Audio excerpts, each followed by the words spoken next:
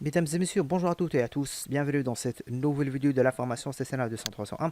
Au plaisir de vous retrouver dans une nouvelle vidéo dans laquelle on va entamer une toute première vidéo du module Security ou bien la sécurité. Déjà, pour attirer votre attention sur un fait qu'aujourd'hui, au niveau du programme CCNA 200-301, et certainement, je crois que vous avez déjà cette information qu'ils ont retiré donc la CCNA sécurité. Et du coup, quelques éléments qui ont été retirés au niveau de la CCNA Security, ils étaient rajoutés au niveau du programme CCNA 200-301. C'est pour cette raison, c'est que vous allez remarquer que le programme est devenu assez lent par rapport à ce qui était avant. Par la suite, vous pouvez aussi donc se présenter directement donc à l'examen de la CCNP.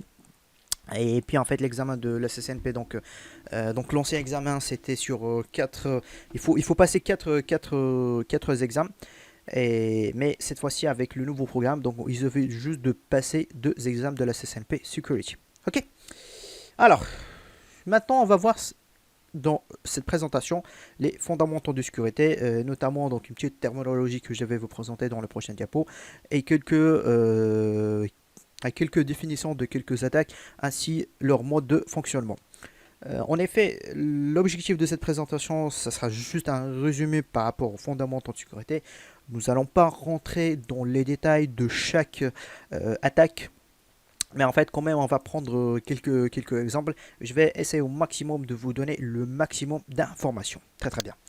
Alors, Security Terminology. Alors, parmi les termes qu'on peut trouver dans la sécurité informatique, c'est ce qu'on appelle une vulnerability.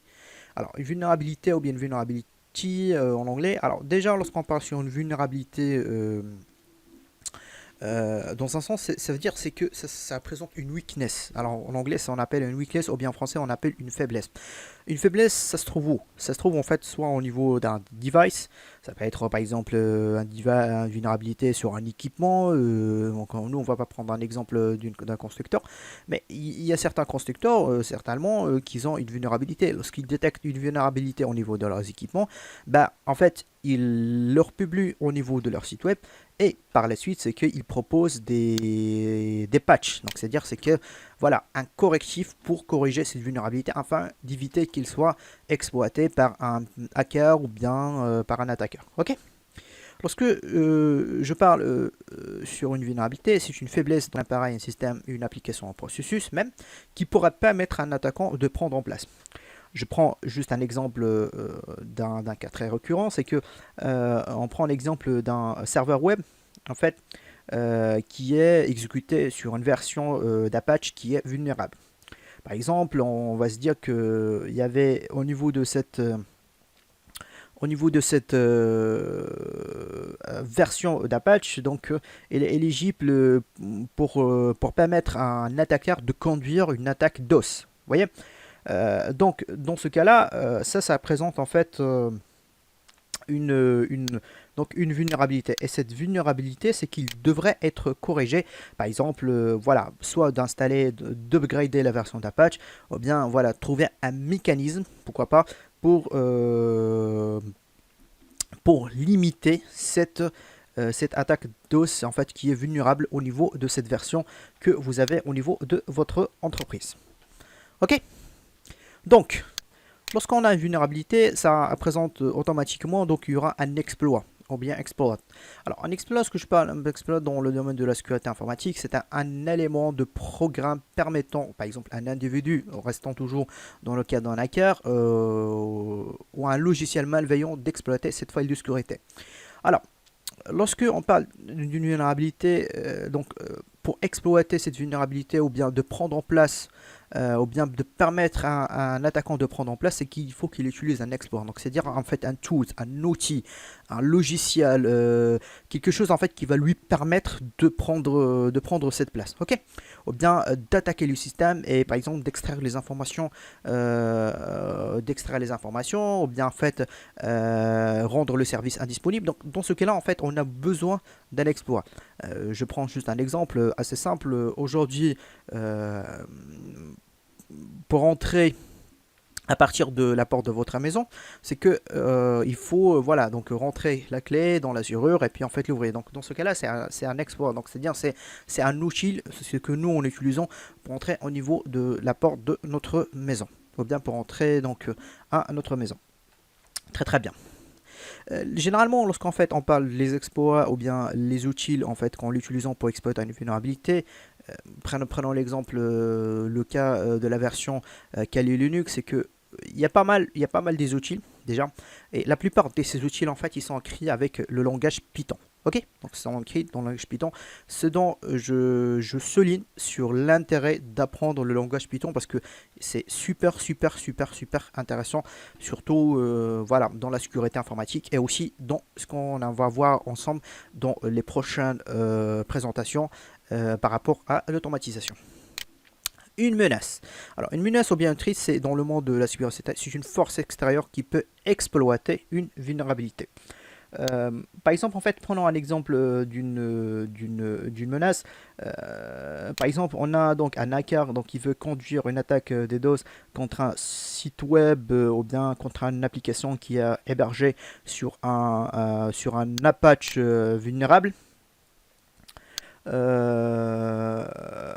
Donc voilà, en fait ça, dans ce cas-là, ça présente une menace parce que tout simplement, on a un hacker donc qui est en fait voilà donc qui représente une menace et puis en fait on a une vulnérabilité qui est représentée sur un serveur Apache. Donc dans ce cas-là, le hacker il peut utiliser donc des exploits pour conduire une attaque DOS ou bien même en fait une attaque DDoS. Après donc lorsque on parle des menaces, ça peut être non pas en fait des menaces techniques, mais ça peut être aussi des menaces naturelles. Prenons un exemple assez simple, c'est que lorsque vous avez, on va se dire, hein, donc par exemple un tremblement de terre, donc il peut rendre en fait par exemple indisponible certains sites web qui sont hébergés dans un data center parce qu'en fait voilà donc le tremblement de terre de terre donc il a causé des dommages. Alors dans ce cas là le tremblement de terre non n'a pas clairement pas d'intention malveillante, mais voilà c'est naturel. C'est pour ça que je vous dis c'est que il n'y a pas qu'une menace technique, mais aussi en fait il y a une menace en fait naturelle lorsque par exemple vous avez donc comme j'ai dit un data center qui est dans un coin de monde qui est on va dire qui a des tremblements qui est de temps en temps ça passe des tremblements de terre. Dans ce cas-là, lorsqu'en fait vous avez un tremblement de terre, voilà, donc le tremblement de terre, c'est que ça peut causer, voilà, des dommages au niveau de votre décès et ça peut rendre vos applications qui sont hébergées dans cette data center ou bien ce qu'on appelle aussi en français le centre de données, donc il peut rendre ces applications indisponibles. Ok. Alors, et maintenant en fait on va finir avec le risque. Le risque. Alors, le risque c'est la combinaison d'une menace et d'une vulnérabilité correspondante. Alors, on va prendre un exemple très simple. Par exemple, si on a un hacker donc, qui a pris comme target une organisation qui a par exemple une application, bien un serveur web on va dire, qui est sur un Apache. Du coup, le target qu'il a pris, le hacker, donc c'est pour lancer une attaque DOS. Alors que vous avez par exemple détecté avant une vulnérabilité sur ce serveur Apache pour lancer une attaque DOS. Donc dans ce cas-là, vous en tant que par exemple administrateur, architecte système, ingénieur système, donc vous avez patché cet équipement. Dans ce cas-là, ce qui va arriver que vous n'avez pas de risque parce que vous avez pas de risque parce qu'en fait vous n'avez pas de vulnérabilité et cette vulnérabilité elle a été corrigée. Et puis, mais la menace existe toujours. La menace existe toujours qui est le hacker. Mais vous devez savoir que vous n'avez pas de vulnérabilité, donc vous n'avez pas de risque parce que vous n'avez pas de risque. Même si en fait le hacker qui est présent en fait un threat, il existe, mais voilà, vous n'avez pas de vulnérabilité. Ok. Alors de même en fait, en prenant toujours en fait l'exemple d'un cas d'un data center qui est qui peut être vulnérable au tremblement de terre, car on va dire les murs ne sont pas construits pour résister aux mouvements extrêmes présents, on va dire, lors d'un tremblement de terre, mais il peut être situé dans une région du monde où, on va dire, les tremblements de terre ne se produisent pas. Dans ce cas-là, le DC peut être vulnérable au tremblement de terre, mais il y a peu ou pas de menace de tremblement de terre à son emplacement. Donc, dans ce cas-là, en fait, on va dire qu'il n'y a aucun risque. Ok. Alors, j'ai essayé de résumer ces points-là, par exemple, la lettre A, donc on va dire qui présente un box. Et puis, au niveau de ce box-là, en fait, on a une porte qui n'est pas du tout sécurisée. Donc, dans ce cas-là, cette lettre B qui représente une porte, ça présente une vulnérabilité. Je prends juste un exemple. La porte, c'est un porte, je sais pas, qui a une serrure que n'importe quelle clé, donc on peut l'utiliser pour entrer à l'intérieur de cette box. Alors dans ce cas-là, nous, on va utiliser un exploit. Donc c'est-à-dire en fait un tool qui va nous permettre de casser cette vulnérabilité et puis en fait rentrer dedans. Et tout cela en fait ça représente pour nous un threat, c'est-à-dire c'est une menace. Ok, très très bien. Alors, j'ai pris en fait un exemple pour dire que la relation entre les risques, donc c'est-à-dire le risque, le menace, c'est-à-dire les threats et les vulnérabilités, donc elle est super importante, elle est très importante même. Donc elle est souvent représentée par cette équation, c'est que le risque, ça égale le threat fois la vulnérabilité. Bon, juste en fait pour que je sois très transparent avec vous par rapport à cette équation, c'est juste en fait lorsqu'on parle seulement de la relation entre les risques et les menaces et les vulnérabilités. Après, le risque, il a une autre formule pour le calculer, parce que le risque, en se basant sur le ISO 27005, c'est que ça représente la vraisemblance fois l'impact, fois le niveau de vulnérabilité, c'est-à-dire la maturité de cette vulnérabilité. C'est ça en fait comment on peut calculer donc le risque. Ok. Mais après, cette formule, il est aussi en effet, donc il est aussi juste. Donc le risque, si en fait le risque donc il est présent lorsqu'en fait vous avez une menace et une vulnérabilité. Si vous n'avez pas une vulnérabilité, vous n'aurez pas donc vous pouvez avoir une menace, mais vous pouvez pas avoir en fait, vous pouvez avoir par exemple une menace d'un hacker qui est existant, et dans ce cas-là vous pouvez pas en fait avoir le risque. C'est comme en fait l'exemple que je vous ai donné. Ok, très bien. Alors maintenant on va commencer par regarder. Pour définir une première attaque, c'est ce qu'on appelle le spoof address. Donc le spoof address ou bien l'usurpation d'adresse IP ou bien l'IP spoofing.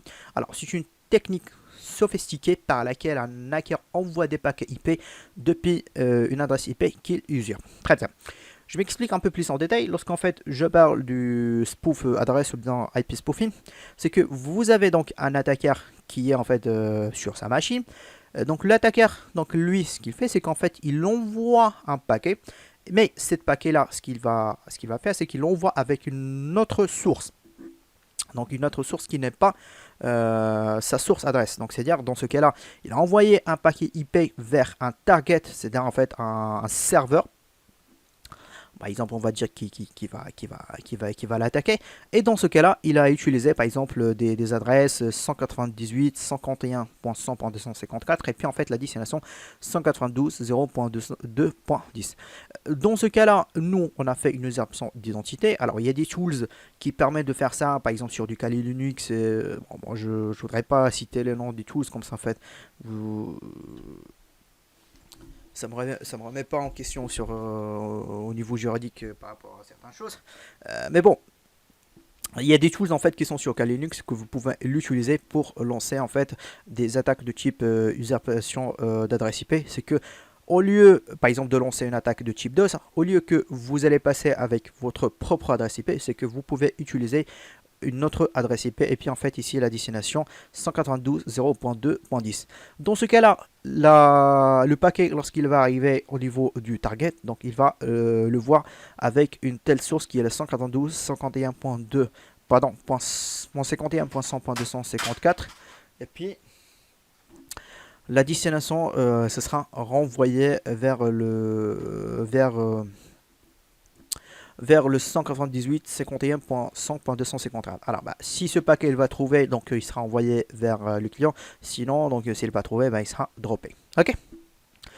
Alors, lorsqu'en fait, principalement, je parle sur l'usurpation d'adresse IP ou bien le spoofing d'adresse IP. Alors, c'est une technique qui consiste principalement à envoyer des paquets IP en utilisant une adresse IP source qui n'est pas attribuée à la machine. C'est comme en fait dans ce cas-là.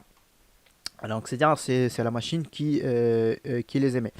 Euh, Après, le but, c'est de masquer sa propre identité, parce que dans ce cas-là, le hacker donc, il cherche à masquer sa propre identité lors d'une attaque d'un serveur ou d'usurper quelque sorte d'identité, par exemple d'un autre équipement du réseau qui va bénéficier des services auxquels il a les accès.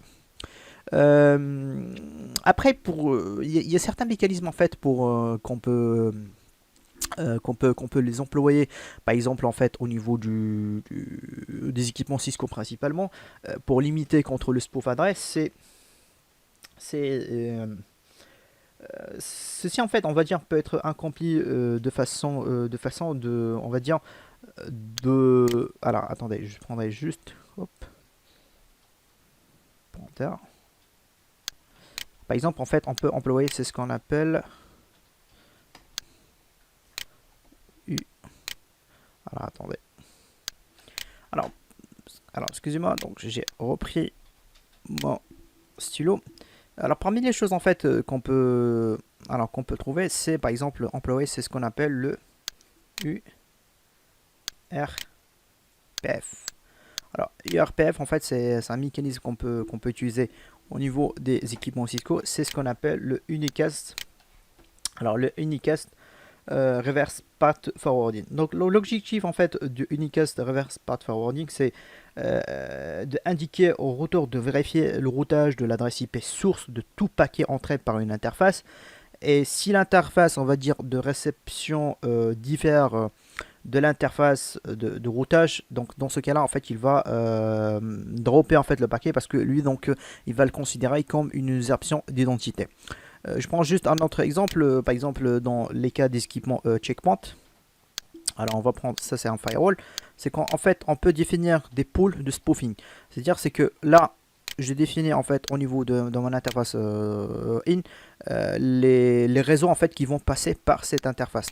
Donc les IP et les serveurs qui vont passer par cette interface. Par exemple là on va dire que tout ce qui est 10.112.0.0/16, dans ce cas-là, il est autorisé de passer par exemple par l'interface, on va dire ETH 0. Ok, mais tous les autres réseaux qui sont hors le 10.112.0.0/16, dans ce cas-là, tu vas le considérer c'est du spoof et tu vas les dropper. Ok, donc ça c'est un exemple pour limiter les spoof adresses.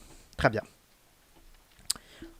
Alors, le denial of service, le DOS. Alors, le DOS ou bien denial of service, en fait, déjà, c'est un type d'attaque ayant pour but de rendre indisponible un service et même en fait d'empêcher les utilisateurs légitimes d'un serveur de l'utiliser.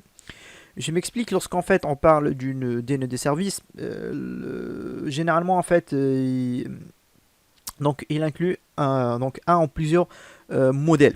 Donc, parmi les modèles que je peux vous citer, le premier modèle, c'est qu'il va faire une tentative de submerger un réseau ou un service, même une application, par un volume de demande ou bien de trafic qui est très important que, on va dire, la target de votre serveur ne peut pas supporter.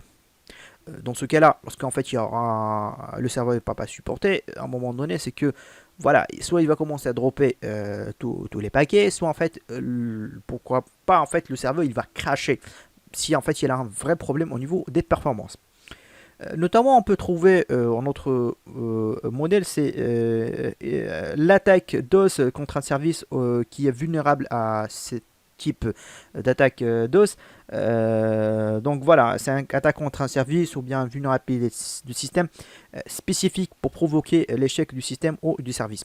Je donne un exemple. Vous avez un serveur Apache qui est vulnérable contre une attaque DOS. Donc là, le hacker, donc, il peut venir. Il a détecté donc l'attaque. L'attaque, lorsqu'il a détecté, donc il a utilisé ses exploits, ce qu'on nous avons vu donc dans tous les premiers diapos. Donc il a pu lancer donc une attaque DOS contre ce serveur. Et puis donc le serveur donc il n'a pas pu, on va dire, supporter donc le nombre de trafic qui était envoyé par un attaquant alors que c'était un seul. Dans ce cas-là, ça crée, on va dire, un échec du système ou bien un échec du service et que ça rend, par exemple, l'application indisponible.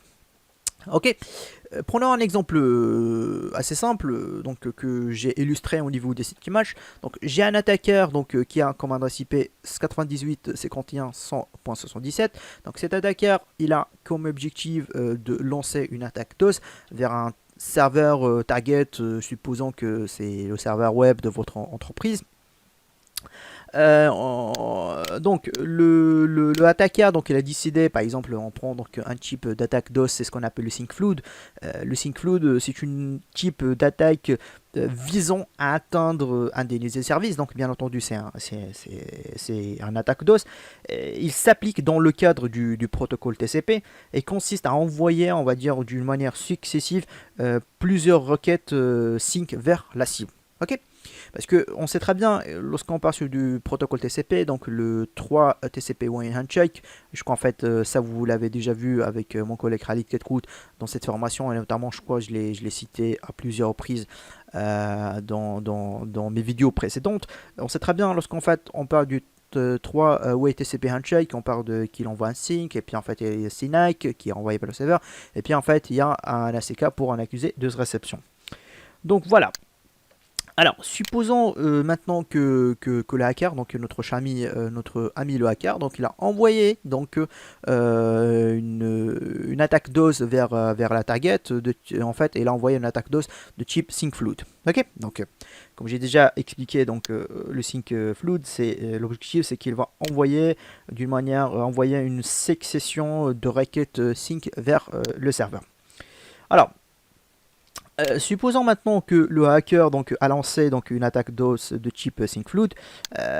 Donc dans ce cas-là, la connexion TCP commence par envoyer plusieurs donc, sync par le hacker.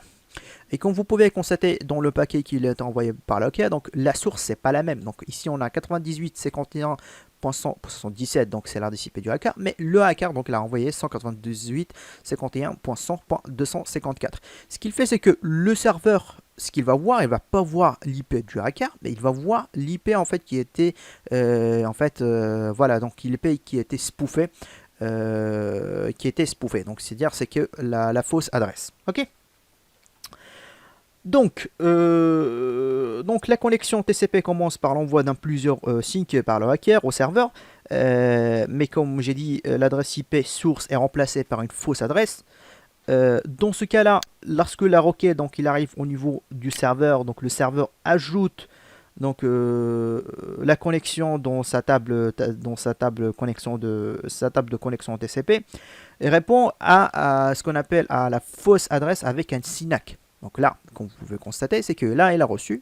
Il a commencé à ajouter tout, on va dire, tous ces connexions dans sa table de connexion. Et puis en fait, là, à un moment donné, ce qu'il fait, c'est qu'il répond avec un TCP SYNAC. Ce qu'il fait, c'est que, à un moment donné, étant donné que la fausse adresse n'est pas impliquée dans la connexion TCP, parce que tout simplement, il n'a pas du tout envoyé donc il n'a pas envoyé des syncs. Ce qu'il fait, c'est que donc il n'y a pas d'ACK, bien entendu, et donc ce qui va arriver, c'est que le client donc il va pas répondre avec un ACK. Donc ici donc on va dire la communication 3 TCP handshake, donc il sera incomplète. Dans ce cas-là, la connexion incomplète, on va dire qu'il reste dans la table du serveur. Alors jusqu'à ce qu'il arrive bien entendu en timeout, et bien entendu il sera supprimé, mais en même temps et pendant ce temps là, c'est que l'attaquant peut essayer d'ouvrir de très nombreuses connexions anormales de type sync vers la serveur à ce que la table de connexion vraiment soit full. Et à un moment donné, lorsque ça soit full, c'est qu'il y aura vraiment un impact au niveau des performances, notamment de la mémoire, le processeur. Donc même le serveur peut être crashé. En générant suffisamment de connexions incomplètes de ce type, il est possible, on va dire, de surcharger les ressources du serveur et ainsi d'empêcher le serveur d'accepter de nouvelles requêtes. Avec pour un résultat un délai de service, c'est l'objectif de cette attaque, c'est voilà, rendre le service ou bien le serveur carrément indisponible. Et dans certains cas, lorsqu'en fait ça dépasse vraiment les limites, le serveur peut même être planté par manque, on va dire, de ressources. Ok. Alors, maintenant, on va voir donc le Distributed Deny of Service. Il faut comprendre, c'est que à l'heure actuelle, la grande majorité de ces types d'attaques de Deny of Service se font avec un DDoS. Tout simplement parce que c'est une type d'attaque DDoS qui est en fait d'une manière distribuée.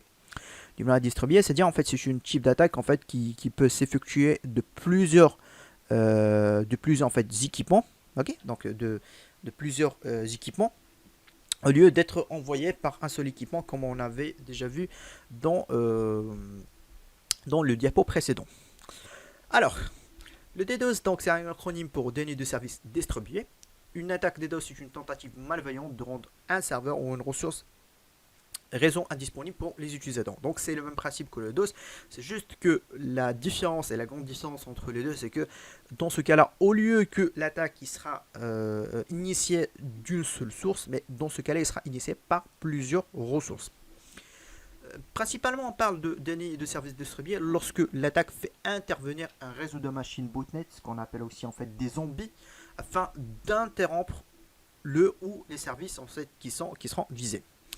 Lorsque je parle des botnets, c'est un terme vraiment générique qui désigne un groupe d'ordinateurs infectés et contrôlés par un hacker à distance. Les botnets sont généralement créés par un hacker ou bien même en fait un groupe de hackers qui utilise un type de malware. Donc les malwares en fait on va les voir dans les prochaines diapos afin d'infecter un grand nombre de machines et que les ordinateurs ou bien ces machines qui ont été affectées faisant partie de ce qu'on appelle du botnet, souvent appelés en fait sont des bots ou même en fait ce qu'on appelle des zombies ou bien des networks de zombies. Et ces botnets en fait ils vont devoir par exemple lancer des types d'attaques DDoS vraiment à l'insu des véritables propriétaires des ordinateurs et sans leur approbation. C'est-à-dire c'est que le attaquant, donc il a trouvé par exemple, on va dire une vulnérabilité sur des machines user. Il a créé des backdoors, donc la backdoor, donc, il peut prendre la main comme il veut au niveau de ces machines. Et puis en fait, pour lui en fait, il a créé selon lui en fait un réseau de botnet. Ok. Pour vous dire juste pour votre information, lorsqu'en fait on parle des botnets principalement et les types des attaques DDoS en général, c'est et principalement je souligne sur les botnets, on trouve en fait c'est un service qui est payant. C'est un service en fait que vous le trouvez la plupart du temps sur le marché noir, c'est ce qu'on appelle le dark web. Bien entendu, là en fait c'est illégal. Et du coup, là, les personnes en fait, qui sont dans le dark web, ils proposent ce service payant, je crois, en fait, je sais pas comment ils sont payés, très honnêtement, je crois, c'est via des bitcoins, quelque chose comme ça. Euh, Selon les informations que je trouvais notamment sur internet, j'ai pas rentré dans ces détails. Mais principalement, c'est que voilà, c'est un service payant, mais pour vous dire, c'est illégal parce que comment ça marche en fait une attaque de type DDoS. Donc une attaque DDoS, c'est que comme j'ai déjà dit, c'est qu'on utilise en fait des botnets. Des botnets, ce sont des équipements qui sont infectés. Et puis l'attaqueur, donc lui, pour cacher son identité, donc il utilise en fait un contrôle serveur. Et à partir de ce contrôle serveur, donc lui, il va commencer à orchestrer ces botnets. Donc c'est-à-dire c'est que il va choisir un ensemble des botnets et à partir de ces botnets donc il va initier ces requêtes vers en fait vers un serveur ou bien vers un service particulier. Ok. Le contrôle serveur, en fait c'est voilà c'est ce qu'on appelle en fait c'est presque, je peux vous dire, c'est comme une machine de management, c'est à partir de laquelle nous en fait on orchestre ces botnets. Ça peut être en fait aussi par exemple une page web, donc une page web qui on va dire une page web à partir de laquelle en fait je peux orchestrer, je peux gérer mes botnets pour lancer mes attaques DDoS. Ok. Alors, lorsque je parle principalement du DDoS, donc le but commun de ces attaques DDoS est de rendre votre application ou votre réseau indisponible, mais les attaques à proprement parler donc peuvent être différées de différents modèles. Par exemple, peut être différé au niveau volumétrique. Par exemple, d'une attaque DDoS, donc au niveau volumétrique, donc il consomme toute la bande passante disponible sur la liaison, par exemple, on va dire qui connecte une application à Internet ou à des autres réseaux. Au niveau application, on peut dire qu'il limite des requêtes d'application légitimes, mais tente notamment de surcharger les ressources du serveur web tels que le processeur ou bien même la mémoire. Au niveau computationnel, dans ce cas-là, il tente, on va dire, comme l'exemple en fait que je vous ai montré, donc épuiser une table de connexion, ou bien d'épuiser les ressources de l'infrastructure. Prenons l'exemple de le cas d'un table d'état des firewalls qui peut entraîner un plantage, même en fait une dégradation de performance. En fait, tous ces éléments ça diffère lorsqu'en fait on parle des attaques DDoS. Très bien. Alors, le man in the middle. Alors, lorsque je parle d'une attaque man in the middle, c'est une attaque déjà en fait qu'on aura l'occasion de le voir ensemble, et je vous promets, parce qu'en fait c'est un lab que je l'ai prévu dans ce module CCNA Security. Et ça, on va le voir plus principalement lorsqu'on va parler du ARP spoofing et poisoning.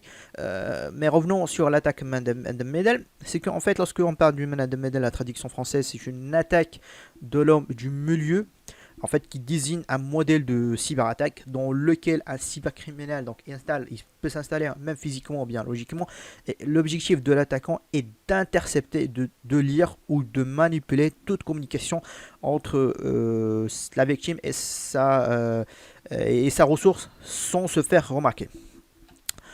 Je m'explique, c'est que par exemple vous pouvez en fait avoir un attaquant qui est branché au même switch en fait, lequel se trouve en fait des équipements. Et puis en fait, par exemple, dans le cas de cet attaquant, donc il a une adresse IP dans le même range qui est là où se trouve en fait nos victimes. Et il peut se dire que moi, dans ce cas-là, tout le trafic, par exemple, qui passe entre le hôte A et le hôte B, dans ce cas-là, il va passer par moi, donc sans passer directement.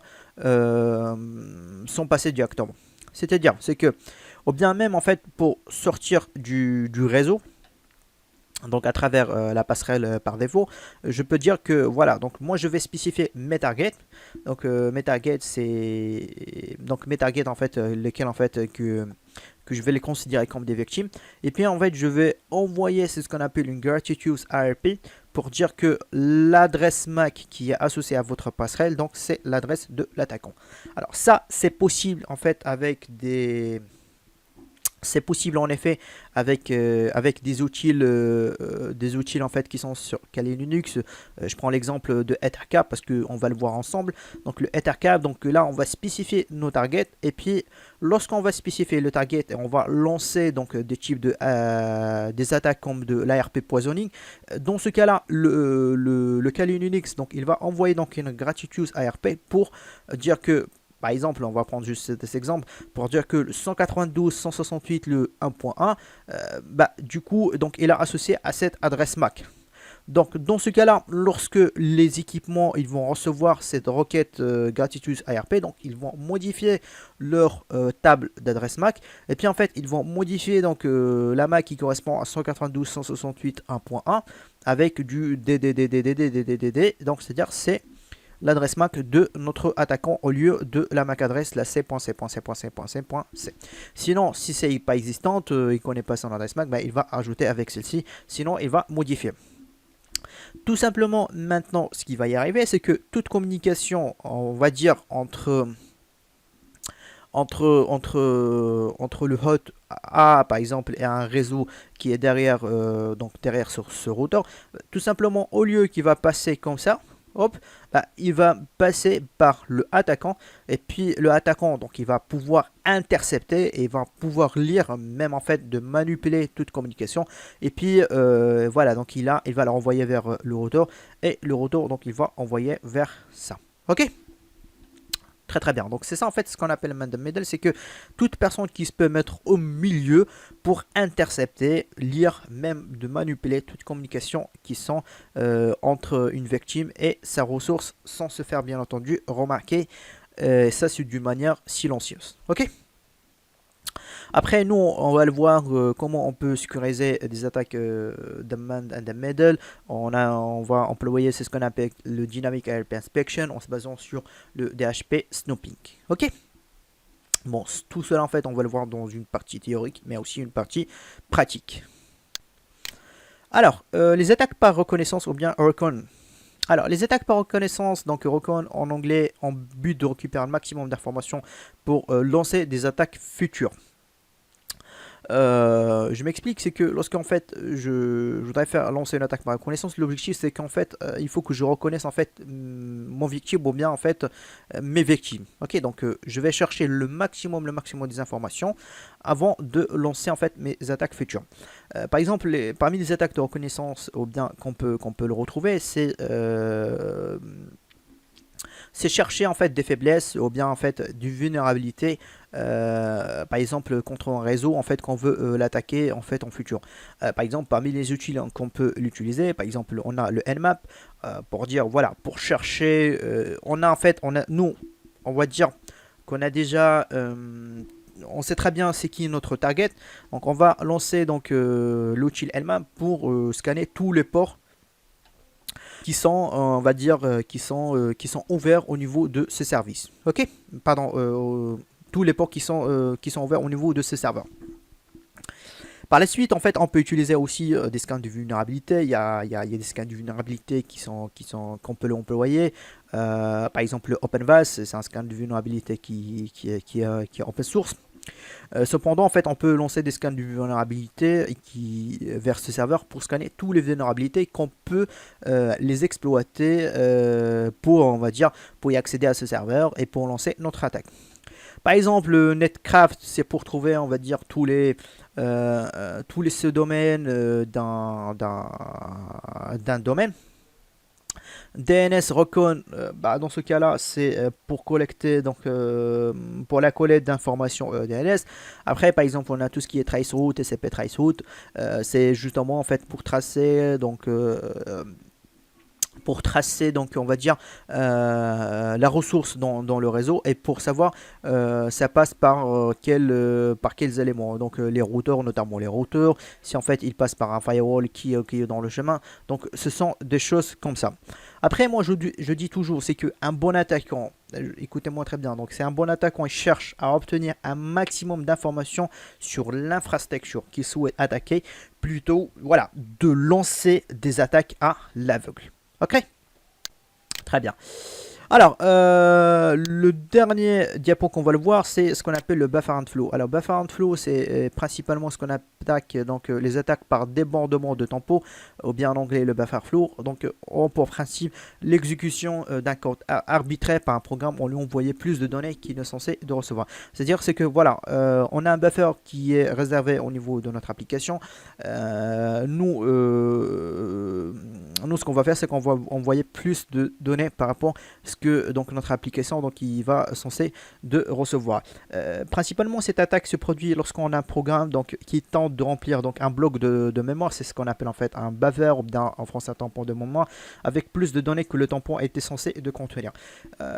Principalement, cette attaque en fait, pour comprendre cette attaque, il faut comprendre déjà en fait il faut la décomposition en fait de la mémoire RAM. C'est par exemple comprendre c'est quoi le stack, c'est quoi le heap. Ce sont des informations qu'il faut Donc il faut comprendre voilà, la décomposition de la RAM, notamment le stack, donc le head.